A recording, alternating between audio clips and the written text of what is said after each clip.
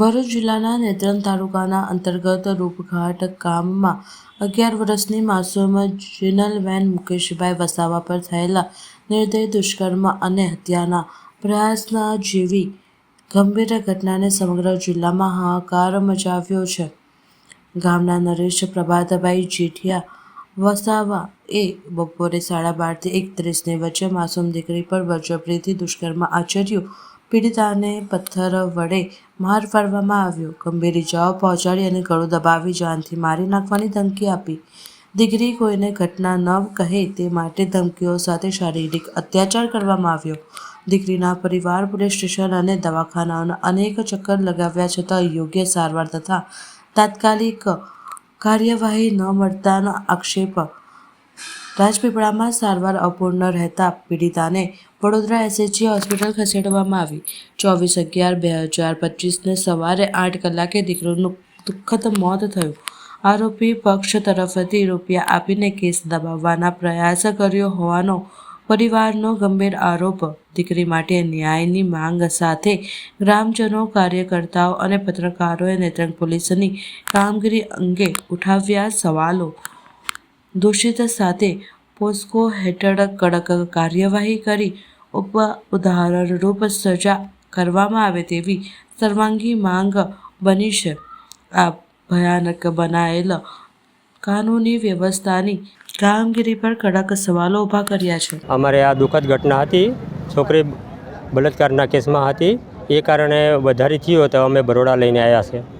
એ અહીંયા આવીને છોકરી એક્સપર્ટ થઈ ગઈ સવારે 8 વાગે. સારવાર બરાબર મળી નથી. અહીંયા સારવાર અમને બરાબર મળી હતી, પણ એને અંત સમયમાં જ અહીંયા આવી ગયા એટલે છોકરી બચી ન શકી.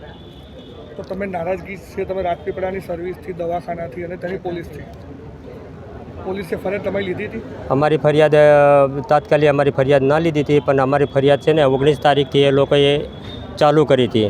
તો મેં 16 તારીખથી છોકરીને લઈને નેત્રંગ 16 તારીખે એડમિટ કરાવી. ત્યાંથી પછી 17 તારીખે રાજપીપળામાં લાવ્યા. રાજપીપળાથી પાછા 18 તારીખે પાછી રાજપીપળામાં પાછી એડમિટ કરાવ્યું. પછી અમારે દવા દારૂ ત્યાં ચાલુ થયું. પછી એ લોકો 19 તારીખથી લઈને 21 તારીખ સુધીમાં એ લોકો અમારી ફરિયાદ લેવા, કેસ નોંધવા માટે આવતા હતા. પણ કેસ નોંધવા માટે એ લોકો આવતા હતા, પણ તે આવે એ સમયે છોકરી સિરિયસ બતાવતા હતા. એટલે એક જ દિવસ સારામાં સારો જવાબ બધા પોલીસવાળા લઈ ગયા હતા. હવે એમાં મારે એ જાણવું છે કે છોકરી જે પોલીસ જે એનું લઈ ગયા છે જવાબ લઈ ગયા છે, એ પોલીસે સાચું લખ્યું છે કે ખોટું લખ્યું છે એ મારે જાણવું છે. કે બળાત્કારનો કેસ લખ્યો છે કે અન્ય બીજો કોઈ કેસ ગુનો નોંધેલો છે એની ઉપર, એ મારું જાણવું છે પોલીસ ખાતા સાથે. અને સાથે સાથે હું કે એ લોકો ખરેખર ગુનેગાર હતા ત્યારે જ મને નેત્રંગમાં મને એમ કહેતા હતા કે જ્યારે નેત્રંગ પોલીસ સ્ટેશનના આપણે રાજેશભાઈ જમાદાર દવાખાનામાં આવીને મને એવું કહેતા હતા કે તો આ તો આટલા દાડા થઈ ગયા, તો એમાં કોઈ રિપોર્ટ ના નીકળે, આવું ના નીકળે. મેં કોઈ છોકરી આવી બતાવે છે, છોકરી બધું આ કહે છે. રેપ થયેલું છે અમારા બાળક જોડે, તો અમે અહીંયા દવાખાને લાવ્યા છે. તો 12 તારીખે છોકરીના માથું એવું દુખતું હતું, તો મેડમના ફોન આવ્યો હતો કે તમારા બાળકના માથું દુખે ને કોઈને બી લેવા મોકલજો એવું કીધું. તો મેં ભરૂચ કામ પર હતી, તો એવું કીધું કે મેં આવીશ પણ 5 વાગ્યા આસપાસ મેં આવી જઈશ એવું કીધું.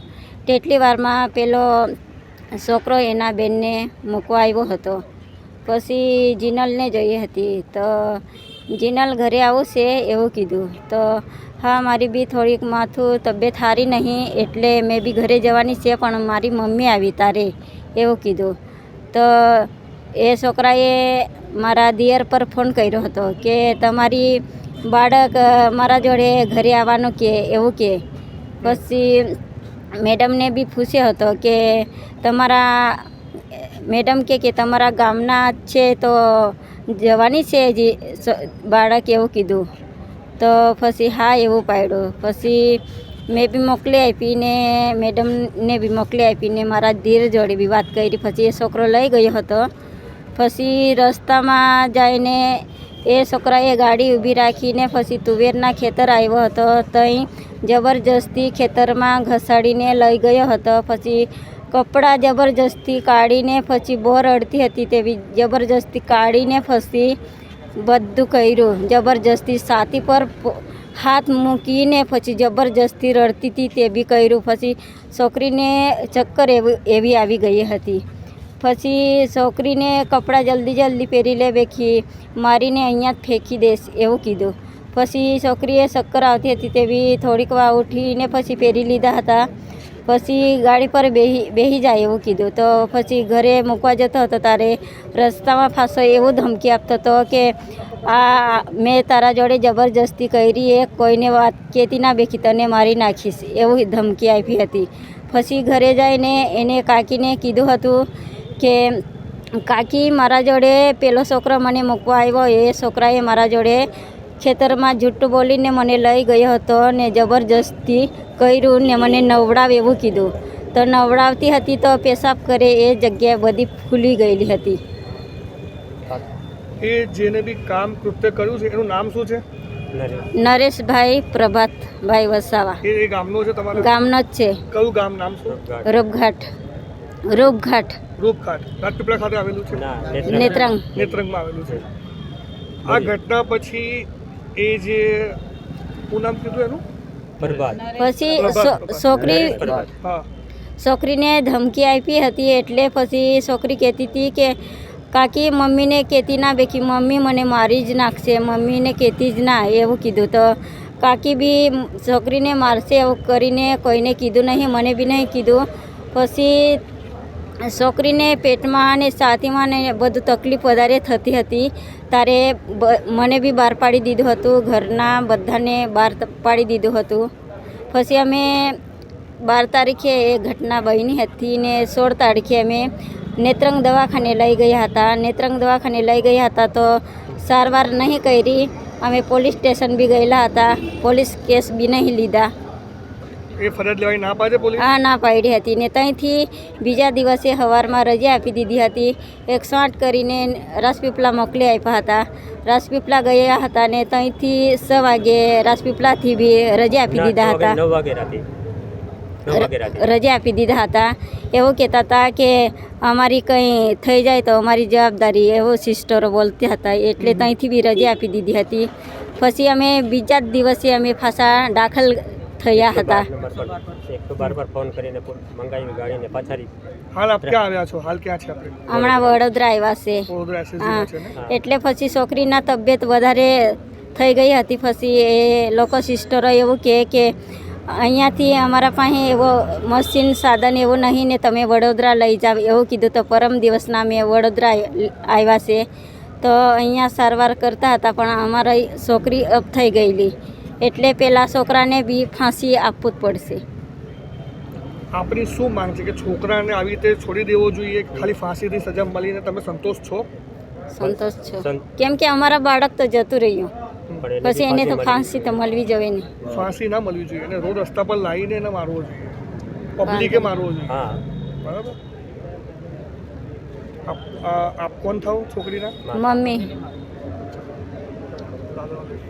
હું હાલ SSG હોસ્પિટલમાં પોસ્ટમોર્ટમ રૂમ પાસે આવી છું. આપ જોઈ શકો છો પોસ્ટમોર્ટમ રૂમ કે જ્યાં મને જાણ મળી કે એક નાની બાળકીને જેની જોડે દુષ્કર્મ આચરવામાં આવ્યું છે. કોઈ નરેશ પ્રભાતભાઈ કરીને ભાઈ હતા જેમની ઉંમર કંઈક આશરે 23-25ની અંદર છે અને બાળકીની ઉંમર એમ કંઈ કે 11-11.5 વર્ષની બાળકીની ઉંમર છે.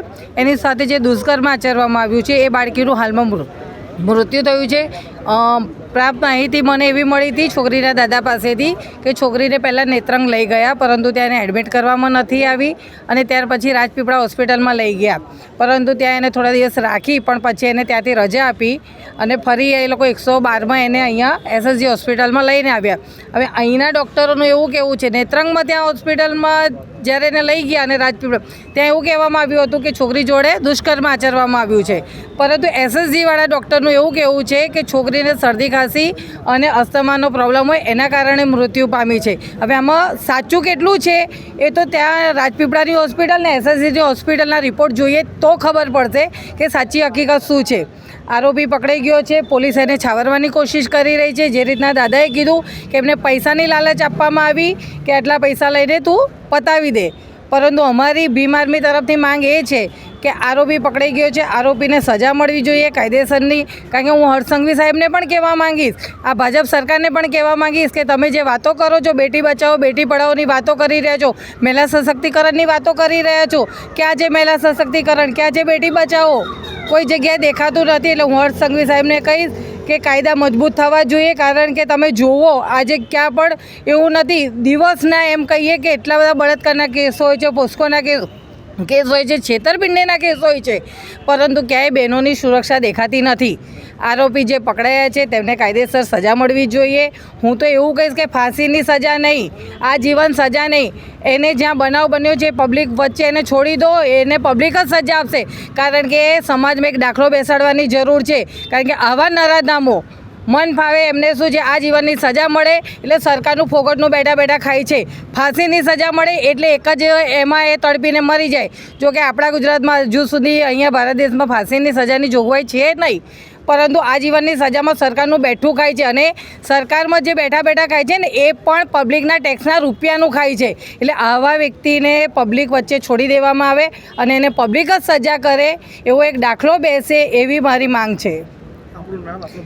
મારું નામ નેહા પરમાર છે. હું વડોદરા જિલ્લા ભીમ આર્મીની જિલ્લા મહિલા અધ્યક્ષ છું.